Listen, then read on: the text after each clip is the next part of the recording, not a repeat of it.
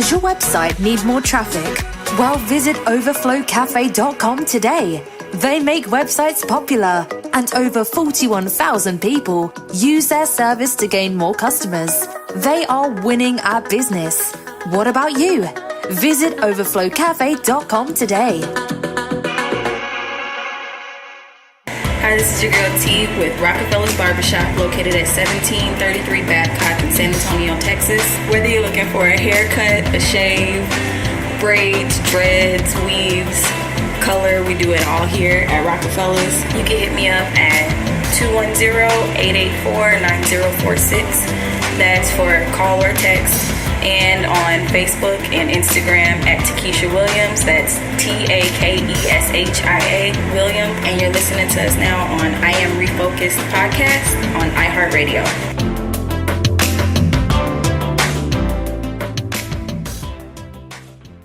You are listening to I Am Refocused podcast with your host, Shemaya Reed. This podcast is designed to inspire you to live your purpose and regain your focus. Now, let's tune into today's podcast. This is I Am Refocused podcast, and today is a special edition. Before we get right to the guest today, I want to give a big shout out to our sponsors. First of all, Mr. Rico Rodriguez of Rockefeller's Barbershop. If you want a haircut in San Antonio or you fly in San Antonio, that is the place to go to look fresh all day, every day. And Miss Kim of River City Donuts, the best donuts in town. Baby McClinton, all sports, speed and conditioning. He is the one that's been training all these great NFL players that you guys get to see. And also D.W. Brooks Funeral Home. Last but not least, if your website needs a lot of traffic, good traffic for your business, head over to overflowcafe.com. Again, that's overflowcafe.com. All right, getting right into business. Today for the show, we have Ed Roman. He is an award-winning singer, songwriter, performer, and multi-instrumentalist from Shelburne, Ontario, Canada. And man, your list is very long as far as a lot of your accomplishments. Can we just introduce you real quick and get your background story, Ed? How are you doing today? I'm great, and it's a pleasure to be here to speak with you, Shemaya. Background, Yes, I think we all as people fall in love with certain things, whether it's the job that we do or occupation, like I say, people, shows. Sometimes it's with people and materialism, what have you. But I mean, when I was a kid growing up, it seems and still is to me today that music and being somebody that's saying something that has some sort of validity in the moment is what all my family loved. And my grandmother used to sing all the time. My mom and dad, brothers and sisters. So there's like 8 of us all growing up in a little farmhouse with like an era of music that spanned maybe from Eastern European music from the 30s all the way to stuff in the late 1970s. So I saw the enthusiasm that people had. And for me, I started to pursue it wholeheartedly. I've kind of never stopped. And with that said, I was a dyslexic, and reading and writing for me were an extreme challenge, my friend. And my mom was, and still is, an amazing lady. And when, in school, they didn't know what it was, and they wanted to put me on Ritalin, and I had to go to special class and all that stuff. My mom put a guitar in my hand at a very young age, because she saw that enthusiasm in me, that I love to communicate with people. I love to tell stories, tell jokes. And growing up, my house was a bit of a hub of activity. So every kind of character in the world you could think of, from old farmers to politicians, sort of graced my kitchen floor. So I guess I got a nice round spectrum of people, and hearing about their art form is. It's describing our life in the moment of the times. And as simple as it is, Herbie Hancock once said, the definition of an artist is someone who has the ability to fuse their life with the rhythm of the times. So I strive for that. And sometimes people are like, how do you classify yourself? and because I play a wide variety of music, I call it kitchen sink. And I think that's, I guess for me, the sort of path that I've taken in life which is to not have a path and to sort of break through the proverbial forest or jungle in order to find something else. Oh, wow. Man, that sounds like something you read in the book. Now, you say you have a kitchen sink. So let's kind of dive in that kitchen sink a little bit. What's some of the things that really sparked your interest when you first started playing music? What styles of music really grabbed your attention? Well, something with like mojo. It was like early rhythm and blues, rock and roll, jazz, funk. There was so many different things because that era,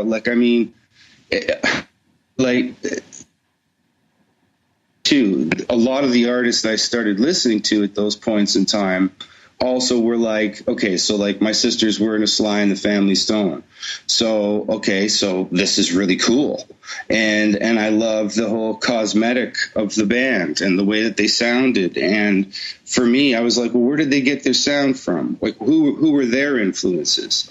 So like even delving back into that and trying to ask the question, well, what is jazz music? When I was 14, a friend of mine came up and he had like a Miles Davis record. Everybody knows it's like, Kind of Blues, the quintessential first album that people kind of start listening to. And at the age of 14, I'm like, I was just starting to get it, but I kind of understood how the migration of rhythm and blues and jazz all amalgamated into these new ideas. And with that said, I started hearing it everywhere. And rock and roll, like I said, modern day rock and roll, modern day pop music. I mean, MJ, all things. But then at the same time, I had this huge folk influence. So like people like Richie Havens and CSNY and Neil Young and Bob Dylan and Tom Waits, they were all these kind of like, folk heroes. And I like that storytelling side of things. But then, as I started coming into my own, I started listening to bands like Level 42 and the Smiths. And there's so many different things that's why I guess I say it's a bathtub. Like, I don't sit down and deliberately go, I'm going to try to write this kind of tune. Mm-hmm. I think we all, when we go to the refrigerator, we go, what are we going to eat? And we look in there and we go, well, there's a tomato and there's a pepper. And I think if I, maybe get together some pasta noodles and some garlic, which I think, all of a sudden you start realizing, well, this is what the dinner's going to kind of be. You maybe didn't know it before, but you had the passion, your stomach was grumbling. There's the passion. I'm hungry. I want something tasty to eat. And that's what kind of the whole kitchen sink comment and where it comes from is that who am I to argue with the idea when it arises? And if I start to follow it and it shows itself as something, I'm going to embrace it because it's teaching me something completely different about myself. Wow. Man, you got a lot of great analogies, man. I love it.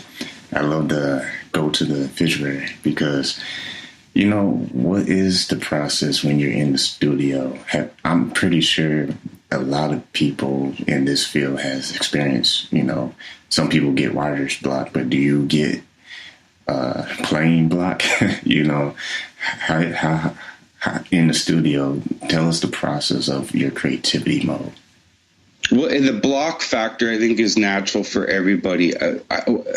It's a beautiful question, man, because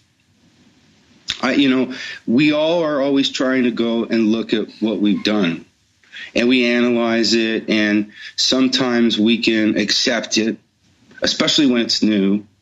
And at the same time, we get like, well, this feels stale, you know, and what am I really doing here? And what I've kind of learned is that the more I worry about it or think about it, the worse it gets. So I try to have vehicles that release me from the proverbial umbilical cord. So I garden, I hike, I have, you know, my dog, all of those kinds of things sort of detach me from it. And because of that, it gives me a new perspective. It humbles me in some other way. So when I go back, I start to go, okay, well, this is, and about it is the space of earning. Your question is kind of two-tiered because, you know, that's where the sort of you getting stuck in a rut. But at the same time, you're kind of always writing because, like, I mean, today I was like doing some sketches for a cartoon, an animated cartoon that I'm working on with a company from New York. And at the same time, I'm writing lyrics to an idea and following this little path as it's sort of coming out. But I haven't yet fiddled with it enough to let it evolve personally for myself to go, I really like where this is going. It's like the same thing the other day. I kind of wrote a tune in completion. And I'm like, well, I'm ready to go into a studio now and start to record it, like track it. I lay it down, the vocal, maybe a guitar track, start putting a drum kit behind it or something and start building it. And then there's other times where it's like a band or a band unit is developing that sound.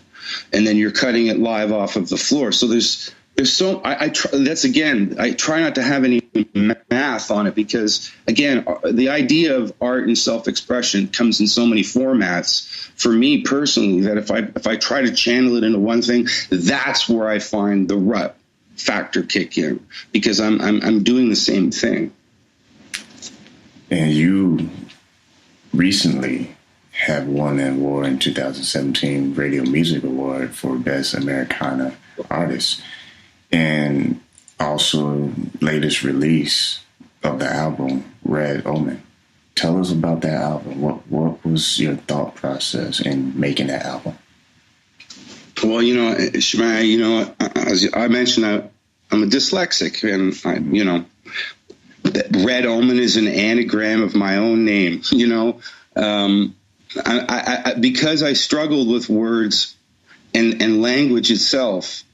I was always, well, where does that word come from? You know, even phrases and things. My mom was great for this. Well, let's look it up. You know, and we would look into its background. And I thought, well, wouldn't that be interesting but with this whole project and some of the music that's coming out, that it sort of has this sort of concept of language and that there's more to language than there actually is. I'm even fascinated today by the fact that we use emoticons and emojis to describe so many things in one little picture. It's almost like we're reverting back in time to like Egyptian hieroglyphs where the cartouche itself, you know, actually means more, you know, than just the symbol and shape that you're seeing and saying. Mm-hmm. So the Red Omen thing, I mean, life is duality. Red is a duality color in nature. It's a warning color in nature, and it's also a color in nature that means, you know, I can consume this. A strawberry, a raspberry, a currant, you know, and then other bugs are poisonous, you know, markings on certain snakes. And then an omen, for the same reason, it has the duality in it, because some people will say, well, I see that as a good omen. And on the other side of the world, they may see it as taboo. So, you know, I think that's what's amazing about life and language and everything, is that it's always evolving and changing. And there's some other greater meaning behind it other than just what we see in terms of face value. What I'm most excited about is that I'm working with a company in New York City called There Be Dragons Creative Media, and we've taken on the project to actually do a full-length video animated cartoon for the title track, Red Omen. And I've been looking for somebody for quite some time now. My wife said to me that you know, everything happens for a reason, and I believe that. But it's like, can be frustrating in the business, you know, with projects, you know, waiting to hear back from people and certain things. But when it does click, it's magic. And Nelson Diaz, who's the creative director on the project. You know, I mean, you ever see SpongeBob SquarePants? That's Nelson. A lot of the work, some of the work in Disney, stuff for McDonald's, Teletoon, Nickelodeon.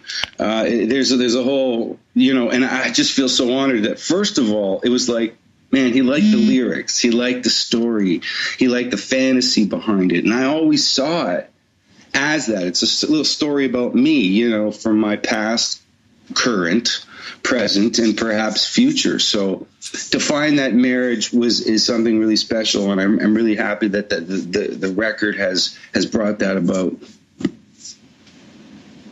I can't help but this kind of just popped in my head, this statement, phrase, I don't know how to put it, but something makes me want to ask you about what do you think is the true rhythm of life? Kind of play on words a little bit.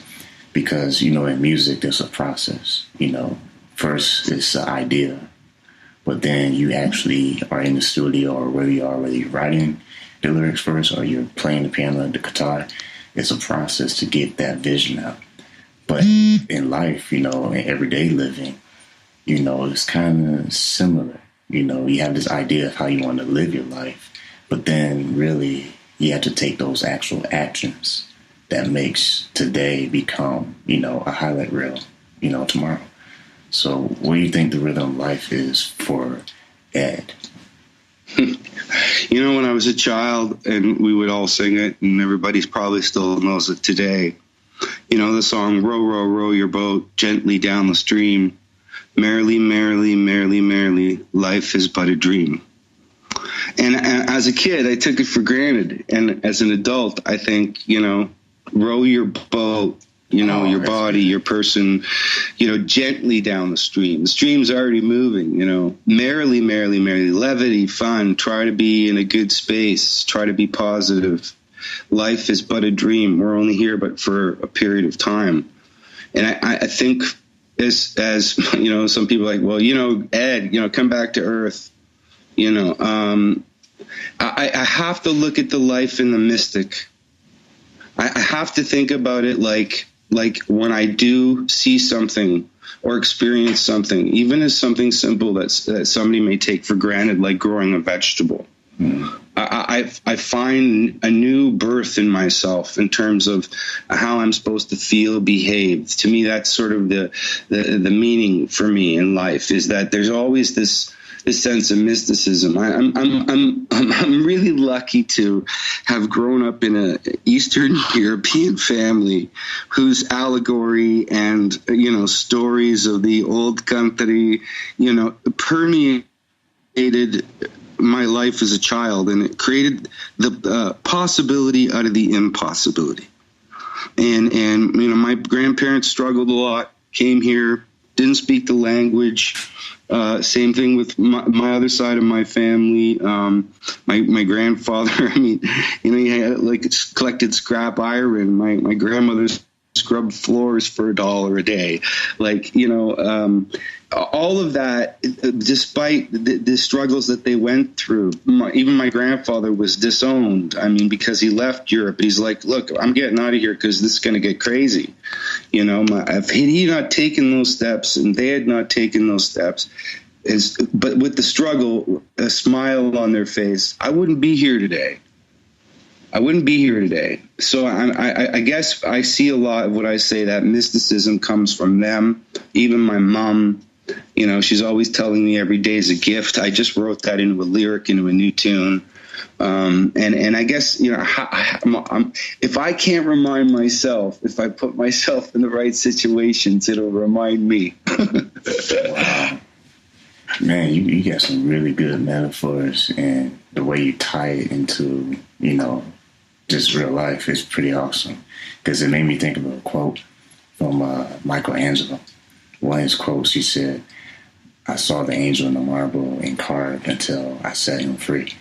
You know, that's pretty interesting, because, you know, it's like you see the block, but some people, that's all they see. But, you know, it takes someone to have that determination to say, you know, I see something more than that. And how speak to that for just people in general who kind of struggle with developing a craft, whatever the field is, what's some of the tips that you have learned along the way? How do you unleash that gift that is inside you? Well, that's a beautiful question. I mean, it's persistence, to tell you the truth, and hard work. I mean, I spent hours of my time with my instruments and listening to myself and listening to other people. I you know, as a young age, as a player, you know, and you're starting to figure out what you're doing, you're working so diligently on the focus about what you have to do. And yes, that's important. I'm moving my fingers, I'm swinging my arms, I'm using my feet, I'm using my voice, whatever it is. And this is the lick, the chord progression, whatever it is, the beat. But when I learned to listen, and listening peripherally, in other words, you take the music in yourself take on a whole new life as a result of that, and you start to hear yourself differently. You know, it's almost like the first time you ever hear your voice recorded, and you go, "Whoa, is that me? Like, I can't believe that's me. That's not me. Is that me?" You know, and I think that's what it is. Sometimes we need to look at ourselves and then accept exactly what it is. I am capable of playing this right now. I'm not capable of playing this right now, but I'm going to work at it, and I'll break it apart. That's what I always did. I tried to figure out as a young player what I was doing right first, what made me feel good, what I knew that would propel me through the hard work, which was like, my finger can't do this yet, so I'm going to keep working on it. And that's what, like I said, the hard work and persistence is, we'll keep working on it. And then when you master those moments and you put them all together, you go, I got it. I've got the whole thing together exactly the way that I wanted to hear it in my head, in my hands, and even in my body. Because it's one thing just to go through the paces, but to project it and to feel it and to really understand it and let it become a part of you, that's a whole other thing. And the best critic you can have is yourself, usually. You know, and at the same time, you're also your worst critic in some ways, because, you know, I mean, we struggle with so many things from day to day, and we're always judging ourselves based on other people and stuff. But when you accept who you are, and like, that's the thing, people will say, I wrote this song. Well, let's hear it, you know, and it's like, well, that's who you are right now. I could go back for the last 40 years of my life and listen to recordings that I've done and go, okay, that's what I was like when I was 7, you know, that's what I sounded like when I was 15. I can hear what what I was doing, and I now hear the progression. And then at a certain point, I stopped worrying about it, because this is me, and I'm happy with me. And what do I have to say today, and how am I going to say it? And that's how it all kind of started to click. What is the number one thing you want people to hear when they hear your music? Levity, man. You know, levity, and I also want them to hear something of themselves in it. I write for me, you know, my experiences about, like, this just happened, I'm feeling this, I'm reacting to something, or something nostalgic, or whatever. But ultimately, when I get a message from somebody who goes, you know, I've been thinking that, and you kind of summated it in some way, but I feel like I'm going through that whole thing, and I'm like, but good. That's what I'm trying to do, is sort of define who I am in the moment, and I know wholeheartedly we're all going through these kinds of things. We're all people experiencing so many different facets of life, from good to bad. You know, that's what it is, man. I hope you hear and feel yourself in it. That's awesome, because no one can walk in your shoes except you. And a lot of people forget that. You know, we just had a recording earlier today at the barbershop, and, you know, we talked on a little bit how everyone sometimes, like the ones who feel like they're stuck in life, they get caught up in looking at everybody except themselves. So when they see so-and-so doing better, or so-and-so seems to be more successful, they start neglecting their own priorities. Speak to someone, maybe they're even in the music industry. Speak to a songwriter or a singer who feels like they're hitting the ceiling, but they're not breaking through it. What do they need to do to change that situation? Well, I mean, and it's the toughest go, and your question is timeless, but I mean, ultimately, hey, if I make, and not a lot of it is getting airplay, and or it's just not connecting the way that I want it to, what I have to remind myself of is that I wrote this for a reason. First, I wrote it because I had to. Maybe in a corny way, that's in terms of commercial writing. There's a difference between that and, let's say, artistic writing. In a sense, I'm not saying commercial writing can't be artistic, but in a sense that it's like I started to do this because I had to. It was a form of self-therapy, and my pursuit of like what I do and how I do it is ongoing, and it won't stop till they put me in the ground and I'm pushing up daisies. So I think we all have to recollect on our own personal achievements, even if the rest of the world doesn't accept it, because like I'm so happy I did what I did when I was a kid, that my mom recorded me and took the time to do it. I'm so happy that on weekends with my buddies, we'd hang out and record, our basements and stuff with little 4 tracks. I'm happy I did it. And ultimately, hey, you know what? If I get 5 Grammys for a record that I put out, or the rest of the world is buying it and connecting, that's the icing on the cake. But ultimately, I had to write the tunes for me. I had to do it just because. And I think all people, when they're struggling with that, with anything in their lives, it's not just important for us to see it. But you know how many times as a teacher, man, because I've taught music for 25 years, I'll open the door when a kid is doing something really cool, and I'll go, hey, listen to what so-and-so is doing. And I want them to see their own personal achievements and to somehow illuminate it without it having to be like just about me or that singular moment about it. Let's give credit where credit is due. Even with simple things that you see happening on the street. That is awesome. That what you say is very, very true. And for people listening, make sure you definitely go to edroman.net and you want to follow this guy and make sure you check out his music. And before we even close, who you want to give a shout out to?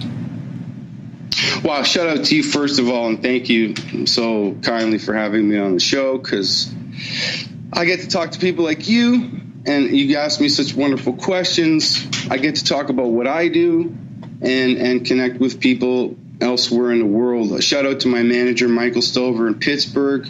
Shout out to Nelson Diaz and all the crew down at There Be Dragons Creative Media in New York, because, man, we're embarking on an amazing journey. This video that's coming out is going to be totally slick. And yeah, say hi to my mom. She's down in Florida. Hi, Mom. That is awesome. Well, before we close, I have one more question, maybe put the glue to all this. What legacy do you want to leave when it's all said and done? Well, I really would love to start some schools for kids, especially music schools, art programs, even skills, anything that's related to carving and woodworking and electrical engineering. And, I'm a teacher, and I look back so fondly in my life at the people that took me under their wing when I was having trouble, or pushed me in the right directions because they saw something. And I think that says a lot about us today when we're passing on that tradition of the gift of learning. And it's like a vision to me. I even this little bus idea I have for down in Jamaica, it's a school that travels from location to location. It has the same thing, and the same purpose and the same gravity to it. So I guess that's what it is. I want to give back. I want that what we learn to be shown and given back in some way. There you have it. This is Ed Roman that we are listening to. Please, you all the people listening, share this with every musician you know, every singer-songwriter you know. This was so good that he should have had a class and charge y'all for this. This was really some golden gems. I want you guys to please go support him. Go to edroman.net. He's also on facebook.com/edromanmusic and Twitter. Man, this is another question. Twitter.com/specialedroman. How'd you come up with that using that real quick? Special ed. I'm a dyslexic, and they put me in special class, and it was a tease. And I said that kind of sarcastically because you guess what? You are special, but in a whole different way. You're putting your music out in the world, and I'm pretty sure that a lot of people are going to appreciate hearing this episode, and it's probably it's going to definitely uplift a lot of aspiring artists and people in your field in the music industry. Because, in today's world, we bombarded with a lot of negative images, and it's pretty clear, we see on the news, it's very high energy and, just there's a lot of stuff happening in this world. So to be able to sit back and have a good show like this is good times, is what I would like to say. Well, right back at you. And I got to say, hey, if you're down at the barbershop, thank you. Say hello to everybody at the barbershop. And, you know what can I say? I'm lucky to be able to do what I do. And you're right, in this day and age, there's so much stuff. It's like cracked television when you turn on the TV. Having a good conversation is like throwing sparks at the ground. That's good.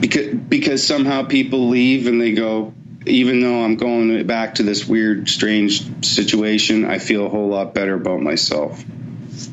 Man, another golden gem. Well, before we end the show, just like I always say on every show, that before we close, I want to give a quick shout out to all our sponsors, our main partner, Rico Rodriguez from Rockefeller's Barbershop, and also Miss Kim, River City Donuts, D.W. Brooks Funeral Home, and also overflowcafe.com if you're trying to get your business website getting growing with more traffic, positive traffic. He has over 41,000 people that will prove that since 1995, overflowcafe.com has been making websites popular. So before we end the show, I always want to end it like this. God bless. Keep him first. Stay focused. And peace.